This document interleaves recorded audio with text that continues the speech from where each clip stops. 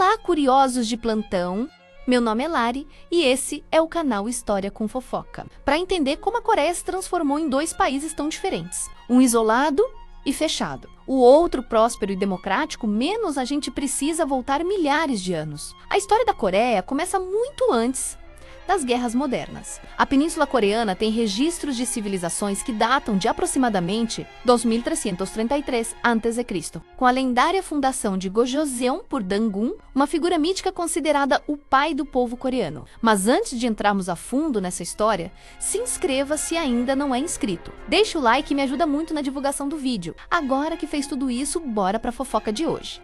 Nos primeiros séculos a.C., surgiram diversos reinos, mas três grandes domínios se destacaram menos: Goguryeo, Baekje e Silla, menos que compunham o chamado período dos Três Reinos. Cada reino tinha cultura, língua e poder militar próprios, e eles frequentemente guerreavam entre si. Goguryeo era conhecido por sua força e expansão territorial. Baekje tinha uma cultura sofisticada e grandes relações com o Japão. E Silla, que inicialmente era o menos poderoso, acabou formando alianças decisivas. Por volta do século VII, Silla se aliou à dinastia chinesa Tong, derrotou os rivais e unificou a maior parte da península, dando origem ao período de Silla unificada. Esse foi um momento importante porque consolidou parte da identidade coreana, que até hoje é motivo de orgulho nacional. Mas essa unidade não duraria para sempre. Após Silla, surgiram o reino de Goryeo, de onde vem o nome Coreia, e depois a dinastia Joseon, que governaria de 1392 a 1897. Foi durante Joseon que se criaram muitos traços da cultura coreana, como o Hangul, o alfabeto inventado pelo rei Sejong no século XV, que permitiu que a população aprendesse a ler e escrever com mais facilidade. Por séculos, a Coreia viveu como um reino relativamente isolado, tributário da China, mantendo valores confucionistas e uma sociedade bastante hierarquizada. No final do século XIX, porém, as potências imperialistas começaram a se aproximar. O Japão, que estava se modernizando rapidamente, queria dominar a Coreia como parte de sua expansão. Depois da vitória na Guerra Sino-Japonesa 1894 a 1895 e na Guerra Russo-Japonesa 1904 a 1905, o Japão passou a controlar a península cada vez mais diretamente, culminando na anexação formal em 1910. O período de domínio japonês foi traumático e deixou feridas profundas até hoje. O Japão explorou os recursos naturais, impôs sua língua e cultura e praticou políticas muito duras de repressão. Muitos coreanos foram levados ao trabalho forçado e, durante a Segunda Guerra Mundial, milhares de mulheres coreanas foram obrigadas a trabalhar como mulheres de conforto nos prostíbulos militares japoneses. A ocupação só acabou com a rendição do Japão em 1945, mas a libertação não trouxe paz imediata. Com o fim da Segunda Guerra, a península foi dividida temporariamente em duas zonas de influência. Ao norte, a União Soviética; ao sul, os Estados Unidos. Inicialmente, isso seria provisório até eleições nacionais, mas a Guerra Fria estava começando e a divisão se cristalizou. No norte, surgiu um governo comunista liderado por Kim Il-sung, que tinha lutado contra os japoneses com apoio soviético. No sul, formou-se um governo anticomunista sob Syman Rhee, apoiado pelos americanos. Essa tensão explodiu em 1950, quando Kim Il-sung, com apoio de Stalin e da China, lançou um ataque total contra o sul, tentando unificar a península sob o regime comunista. Começava a Guerra da Coreia 1950 a 1953, um dos conflitos mais violentos do século.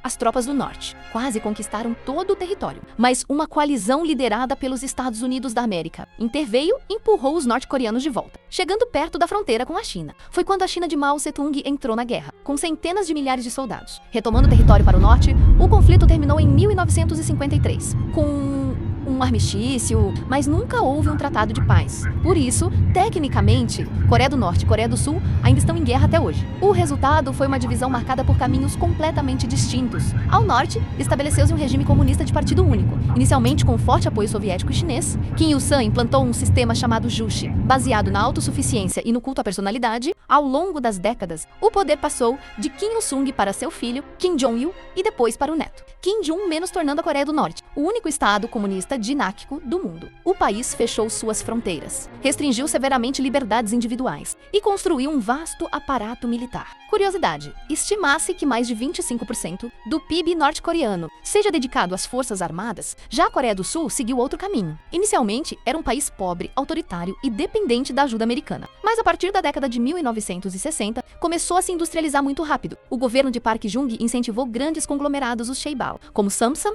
Hyundai e LG, que transformaram a economia. Nos anos 1980, manifestações populares exigiram democracia e, em 1987, o país realizou eleições livres. Desde então, a Coreia do Sul se tornou uma democracia vibrante, com economia de ponta, cultura global e altos índices de desenvolvimento humano. Hoje, Seul é considerada uma das cidades mais inovadoras do planeta. Enquanto isso, a Coreia do Norte passou por crises severas. Após o colapso da União Soviética em 1991, o país perdeu grande parte de sua ajuda externa e entrou numa fome devastadora na década. De 1990, centenas de milhares de pessoas morreram. Ainda assim, o regime manteve seu controle absoluto, desenvolveu armas nucleares e manteve a retórica de confrontação contra o Sul e os Estados Unidos da América. Em 2006, a Coreia do Norte realizou seu primeiro teste nuclear, passando a ser uma preocupação de segurança internacional. Atualmente, as duas Coreias seguem em extremos opostos. O Norte, fechado, controlado e empobrecido, mas com poderio militar significativo. O Sul, rico, democrático e integrado ao mundo. Entre elas, a zona desmilitarizada DMZ é a fronteira mais militarizada do planeta, com minas, arame farpado e soldados vigiando dia e noite. Curiosamente, mesmo com toda essa tensão, momentos de diálogo surgem de tempos em tempos, como os encontros históricos entre Kim Jong-un e presidentes sul-coreanos, ou até com presidentes americanos. Mas nenhuma dessas iniciativas resultou em uma reunificação ou tratado de paz definitivo. Estudar a história da Coreia é entender como o colonialismo, Guerra Fria e caminhos políticos opostos podem dividir um povo que compartilha a mesma língua, cultura e história milenar. É também perceber que, mesmo depois de tantos conflitos, a esperança de reconciliação ainda existe, mas permanece tão frágil quanto a trégua assinada. Em 1953, enfim. Em resumo, é isso. Vou deixar aqui 2 vídeos que complementam o assunto abordado hoje. O primeiro é a história do Japão e o segundo é a história da China. Corre lá no canal para não perder nada. Espero que tenha gostado do conteúdo. Caso tenha gostado, não esqueça de dar o like e se inscrever no canal. Comente aqui uma sugestão de conteúdo para podermos abordar nos próximos vídeos. Muito obrigada por me acompanhar até aqui. Até o próximo vídeo e tchau, tchau!